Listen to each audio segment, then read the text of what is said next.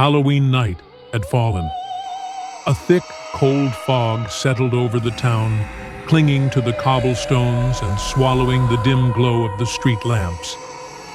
4 friends, Rachel, David, Lisa, and Mike, had heard the rumors of the abandoned Blackwood mansion at the edge of town.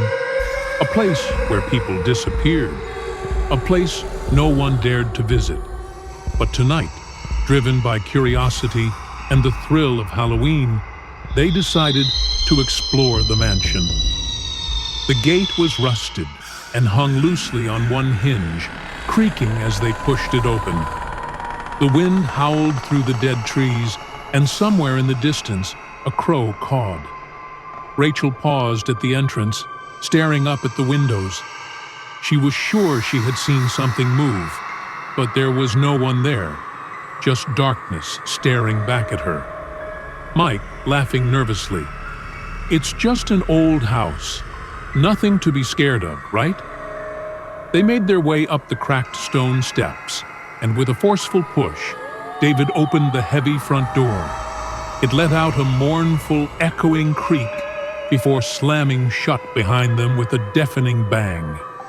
They jumped, but they all laughed it off, pretending they weren't scared. The inside of the mansion was suffocatingly dark. Dust hung heavy in the air, and the faint scent of decay lingered. As they switched on their flashlights, a chill swept through the room, like icy fingers brushing against their skin. Suddenly, a faint whisper echoed down the long hallway, making them freeze. Lisa, whispering fearfully, "Did you hear that?" It sounded like someone calling. But there was no one there, just an unsettling silence. They moved forward, but the feeling of being watched never left them. The hallway stretched endlessly before them, lined with old, faded portraits. The eyes in the paintings seemed to follow them, and the wallpaper, once elegant, was now cracked and peeling. A faint, almost imperceptible whisper floated through the air, growing louder with each step. David, muttering to himself, "It's just the wind, it has to be." As they approached a door at the end of the hallway, the whispers stopped abruptly. They opened the door, revealing a small room with an old, dusty piano. The keys were broken and yellowed, but one of them pressed down on its own, releasing a haunting note that lingered in the air. Suddenly, the piano began to play a tune on its own, a slow, mournful melody that made their skin crawl. Rachel, backing away, her voice trembling. "This isn't funny anymore. Let's get out of here." But as they turned to leave, they heard the unmistakable sound of footsteps approaching from the hallway, slow and deliberate. When they looked back, the door slammed shut, trapping them inside. Finding another exit, they stumbled into a room lined with mirrors. Each mirror reflected their terrified faces, but something was wrong. Something they couldn't quite put their finger on. Suddenly, the lights flickered, and in one of the mirrors, they saw a shadow standing behind them, a figure dressed in black, with eyes that glowed faintly in the dark. Lisa, panicking. "Who is that? Who's in here with us?" They spun around, but the room was empty. Only their reflections remained in the mirrors, but now the reflections were smiling, wide and unnatural, even as their real faces showed pure terror. Rachel reached out to touch the mirror, and the glass turned to ice under her fingers. A cold, skeletal hand emerged from the mirror, grabbing her wrist. Rachel, screaming, struggling to pull away. "It's got me! Help me!" David grabbed her and pulled hard, and the hand vanished, leaving only a frost mark on the glass. They fled the room, but Rachel's wrist was cold and pale, marked with a dark bruise that seemed to spread as they watched. Their panic led them to a dusty library filled with ancient books and cobwebs. As they entered, the door slammed shut, and a gust of wind flipped the pages of a large book lying on a table. The book settled on a page covered in strange symbols. Suddenly, the temperature dropped, and the whispering returned, louder and more desperate. Books began flying off the shelves, slamming to the floor around them. A child's laughter echoed through the room, followed by a woman's voice, soft and sinister. "You shouldn't be here. Leave while you still can." Mike, terrified, looking around. "Who's there? Show yourself!" The lights flickered, and the shadows seemed to come alive, crawling up the walls like dark, writhing tendrils. Lisa's flashlight went out, and when it flickered back on, she saw a ghostly face inches from her own, pale, hollow-eyed, and smiling with a mouth full of broken teeth. Lisa, screaming and backing away. "Get away! Leave us alone!" The face vanished, but the laughter continued, echoing through the darkness. They grabbed the book and ran, the whispers following them, growing louder and louder until they were deafening. They found the stairs leading down to the basement. With no other options, they descended. The wooden steps groaned under their weight, and the deeper they went, the darker it became. Their flashlights flickered, casting long shadows that seemed to dance around them. Rachel, voice shaking. "Why are we still here? This place isn't right. It's alive."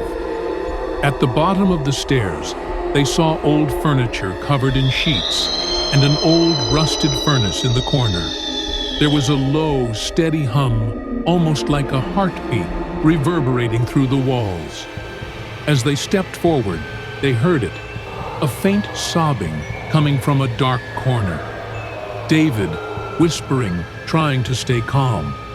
"Who's there? Do you need help?" Suddenly, a pale, translucent figure appeared, crouched in the corner. A woman, her hair tangled and face hidden in her hands.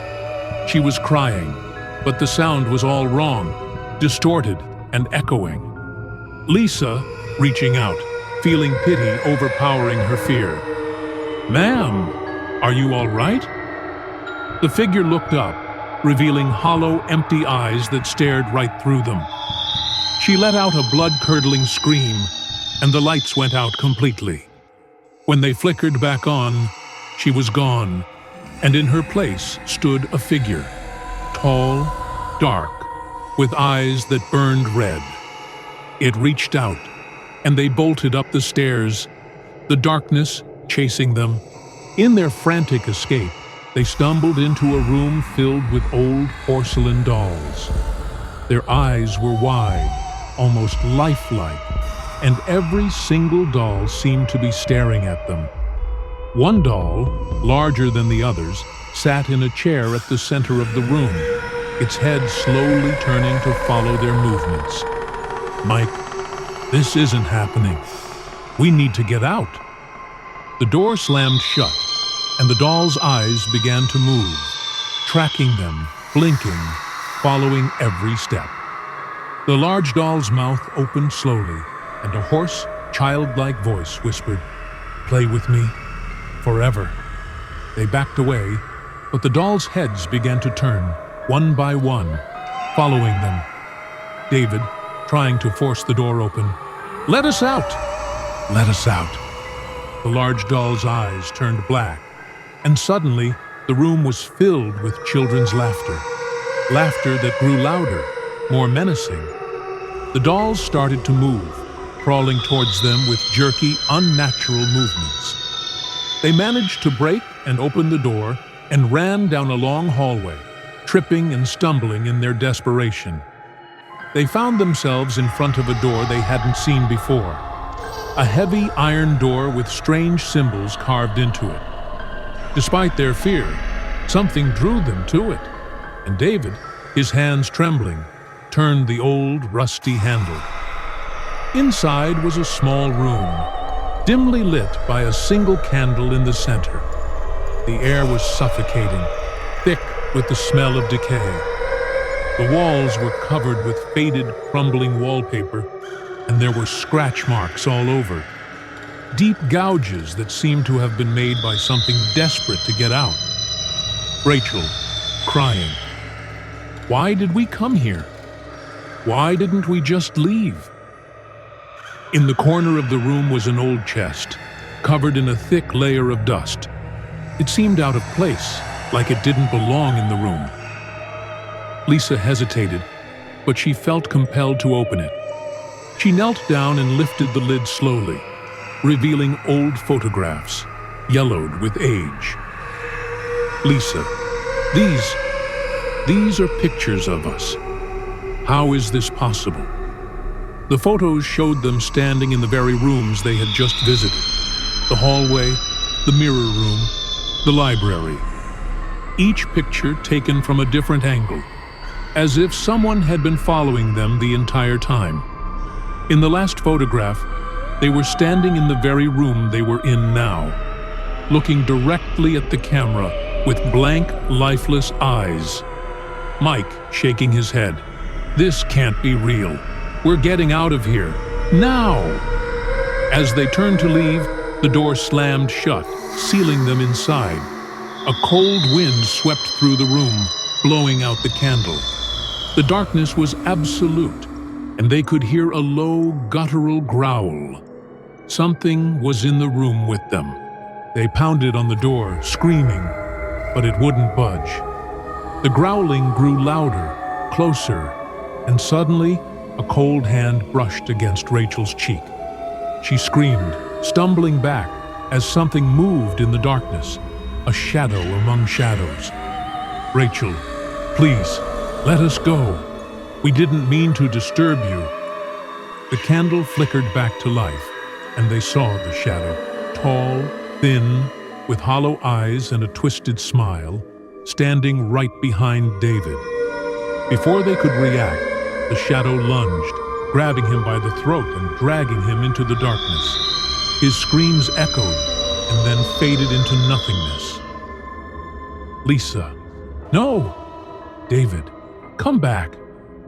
In a panic, they began searching the room for any way out. In the corner, Rachel found a small trapdoor hidden under a loose floorboard. They pried it open, and one by one, they climbed down into the pitch-black tunnel below, leaving David behind. The tunnel was narrow and suffocating, the walls slick with moisture. It was so dark, they could barely see a few feet ahead, and the air was thick with a foul, rotten stench. As they moved deeper, they could hear faint whispers, voices speaking in a language they couldn't understand, echoing off the damp stone walls. Mike, just keep moving. There has to be a way out. The whispers grew louder, almost deafening, and the walls seemed to close in around them, squeezing them tighter. Suddenly, they stumbled into a large chamber, lit by a single torch. The floor was covered with old, rotting wooden planks, and strange symbols were carved into the stone walls. Lisa, I've seen these symbols before, in the book in the library. They're warnings. As they approached the center of the chamber, the ground gave way beneath them, and they fell into a deep, dark pit. They landed hard, the impact knocking the wind out of them. When they looked up, they saw dozens of eyes staring down at them, glowing in the dark, watching, waiting. Rachel, we're not alone down here. The eyes began to move, revealing figures cloaked in shadow, slowly descending into the pit. They were whispering, chanting in unison, their voices cold and inhuman. Lisa found a narrow passage in the side of the pit, and they squeezed through it, running blindly through the darkness. The passage twisted and turned, leading them deeper underground. It felt like hours had passed when they finally emerged into a vast, open cavern. In the center of the cavern stood an ancient stone altar, covered in dried blood and surrounded by flickering candles. A figure stood behind the altar, A woman, pale and thin, her face hidden by a veil of tangled hair. Mysterious woman, you should not have come here. You were warned. Rachel stepped forward, her voice barely a whisper. Rachel, we just want to leave. Please, let us go. The woman raised her head, revealing hollow eyes and a twisted, unnatural smile. She lifted her hand, and the candles went out, plunging the cavern into darkness. Suddenly, the ground beneath them began to shake, and the walls closed in, trapping them. Rachel and Lisa held each other tightly as the darkness pressed around them, the woman's voice echoing in their ears. Mysterious woman, you are mine, forever. A search party found the abandoned Blackwood mansion 3 days later. The doors were wide open, and the rooms were empty, except for an old chest in the attic. When they opened it, they found photographs. The same pictures that had been discovered by the group. Only now there were new ones. Pictures of Rachel, David, Lisa, and Mike, each one staring blankly at the camera. The town's police chief shook his head, muttering about another Halloween prank, but the locals knew better. No one ever went near the mansion again, and it stood there, rotting and silent, waiting for the next group of curious souls who would dare to enter. And on quiet, moonless nights, if you listen carefully, you can still hear them, the whispers of the lost souls who never found their way out. Remember, Halloween is a time when the barrier between the living and the dead grows thin. Be careful where your curiosity takes you, because sometimes it can lead to places where no one can save you.